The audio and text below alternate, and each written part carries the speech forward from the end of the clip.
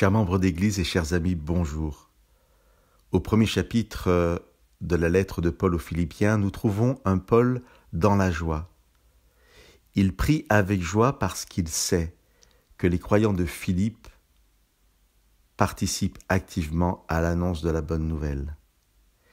Et Paul précise au verset 6 « Je suis persuadé que celui qui a commencé en vous une œuvre bonne en poursuivra l'achèvement jusqu'au jour de Jésus-Christ. » Paul encourage les nouveaux croyants de Philippe en leur rappelant que cette œuvre de prédication, d'évangélisation vient de Dieu et que c'est lui qui, en vous, au cœur de l'Église, accomplit cette œuvre. Mais il est tout à fait possible d'entendre de façon beaucoup plus générale ce verset 6.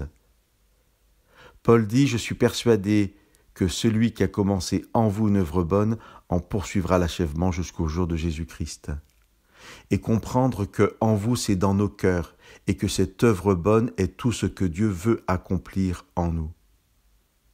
Ce verset m'a toujours beaucoup encouragé parce qu'il me dit que lorsque Dieu me demande de vivre quelque chose, il me demande surtout de le laisser agir lui pour que cette chose se réalise dans ma vie.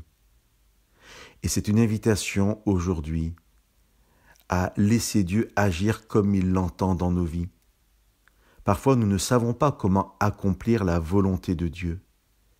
Eh bien, Dieu nous rappelle aujourd'hui que nous n'avons qu'à l'accueillir et à lui dire « Seigneur, agis dans ma vie comme toi tu l'entends.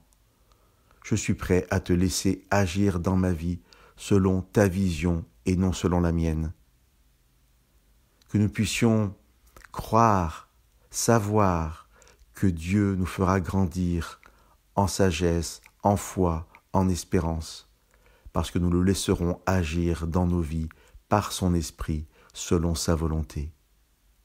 Que Dieu vous bénisse.